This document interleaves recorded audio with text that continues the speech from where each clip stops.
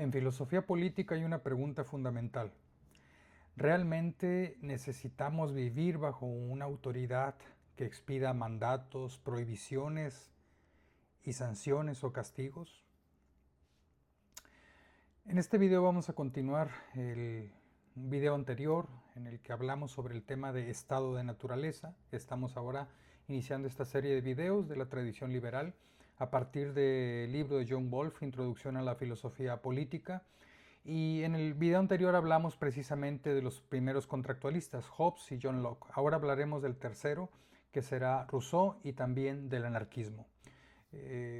Decíamos en el video anterior precisamente que para responder esta pregunta inicial, los filósofos han imaginado una situación previa a la existencia del poder político organizado, lo que llamamos un experimento mental, precisamente para pensar cómo serían las relaciones humanas si no existiera precisamente el poder político organizado.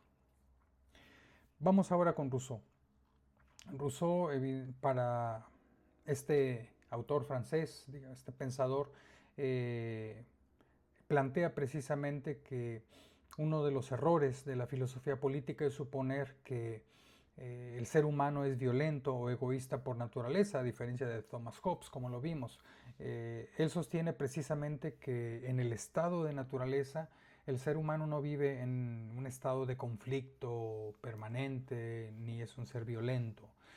Algunos lo han llamado precisamente el buen salvaje, ¿no? Porque precisamente es un individuo aislado, autosuficiente y sencillo, como se dice a veces en el ejército mexicano, un animalito de la creación, ¿no?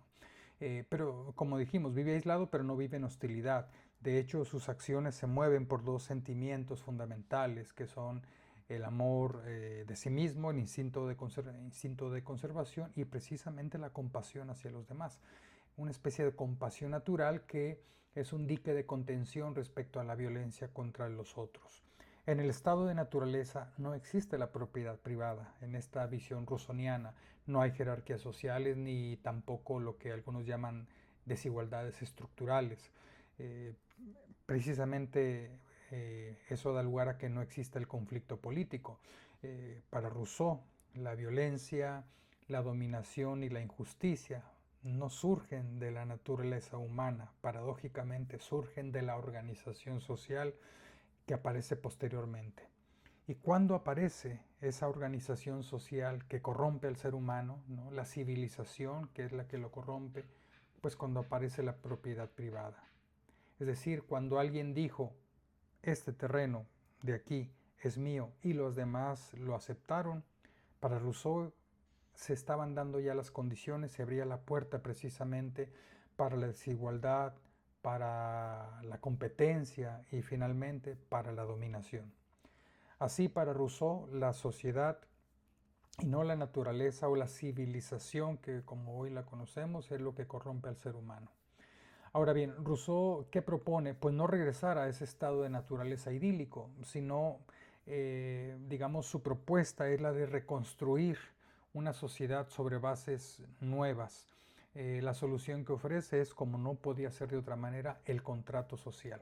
Es decir, un acuerdo por el cual los individuos no se someten a un gobernante, no se someten a un líder, a un grupo privilegiado, sino algo que él llama y que ha pasado hasta nuestros textos políticos y jurídicos, la voluntad general. Y que no debe confundirse, no se reduce la voluntad general a, digamos, al agrupamiento, a la suma cuantitativa de los intereses particulares, sino a la creación, a la orientación de, colectiva hacia lo que se podría llamar el bien común, ¿sí? Y obviamente entonces esta voluntad general se materializa en las leyes. Por eso precisamente obedecer la ley para Rousseau no significa perder la libertad, sino incluso hacerla plena. En este sentido, obedecer significa obedecer normas que uno mismo se ha dado como parte de un cuerpo político, y así Rousseau estaría intentando reconciliar precisamente autoridad con libertad y obediencia con autonomía. Puntos críticos para Rousseau. Bueno, la primera crítica es casi se impone, ¿no? ¿Y quién dice, quién determina lo que es la voluntad general? ¿Una minoría? ¿Un líder? ¿Un partido político? El resultado, en este punto de crítica, pues pudiera llevar a una especie de autoritarismo justificado. ¿Por qué? Porque todo se haría atendiendo la voluntad general. Otro punto de crítica es que también pues, Rousseau idealiza excesivamente al ser humano o la naturaleza humana. Podríamos decir con Jonathan Wolff que precisamente las ciencias en general han mostrado que el conflicto, la violencia, la competencia, la dominación incluso, pueden aparecer en sociedades donde eventualmente no haya propiedad privada formal. En este sentido, sí, claro que se rescata, ¿no? De acuerdo a Wolff, precisamente la crítica a la desigualdad, pero pues la respuesta, la solución que nos ofrece pudiera volverse peligrosa si se considera de manera absoluta, ¿no? El anarquismo, bien, pues aquí se lleva la crítica al poder todavía más lejos, ¿no? Mientras Rousseau busca una forma legítima de Estado, el anarquismo sostendrá que ningún Estado es moralmente legítimo. Su punto de partida es precisamente que toda autoridad política o toda autoridad en general constituye una forma de dominación, porque el Estado, concretamente, pues es una forma de dominación coercitiva, ¿no? Coactiva, diríamos en derecho. Ahí la amenaza siempre de la sanción, del castigo, si es que no se obedece.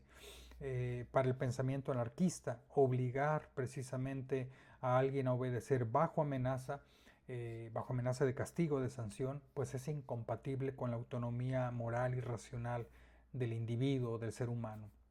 En este sentido, plantearán que los seres humanos son capaces de organizar su vida colectiva mediante acuerdos voluntarios, mediante normas de cooperación y de ayuda mutua. El orden social, aunque parezca pancarta, ¿no? Pero no es así, no debe imponerse desde arriba, sino más bien desde abajo a partir de relaciones razonables, libres, consensuadas. Para muchos anarquistas, el llamado estado de naturaleza no es un estado de caos, sino una prueba de que la vida social es posible sin un poder centralizado que monopolice la coerción, la violencia, ¿no? Como esta idea weberiana del Estado.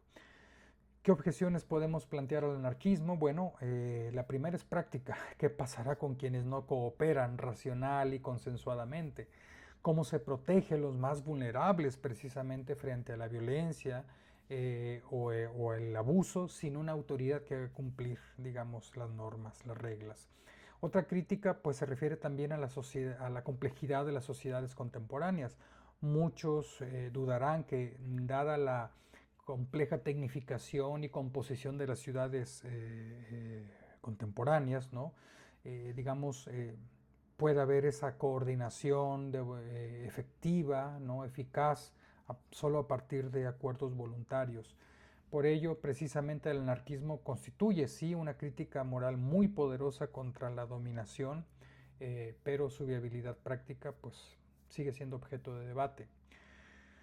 Por efecto de ir concluyendo, diríamos que Rousseau y el anarquismo coinciden en un punto fundamental. Ambos desconfían profundamente del poder político tal y como lo conocemos, cuestionan la idea de que la autoridad sea algo naturalmente necesario. Difieren obviamente en la respuesta. Rousseau busca un Estado legítimo, fundado en la voluntad general. El anarquismo, en cambio, niega que cualquier forma de Estado pueda justificarse moralmente. El estado de naturaleza, como dije, no pretende describir nuestro pasado, sino plantear una pregunta que sigue abierta. ¿Cuánta autoridad estamos dispuestos a aceptar para poder vivir juntos? Ahí comienza y no ha terminado la reflexión o una de las reflexiones y preguntas de la filosofía política. Nos vemos en la siguiente.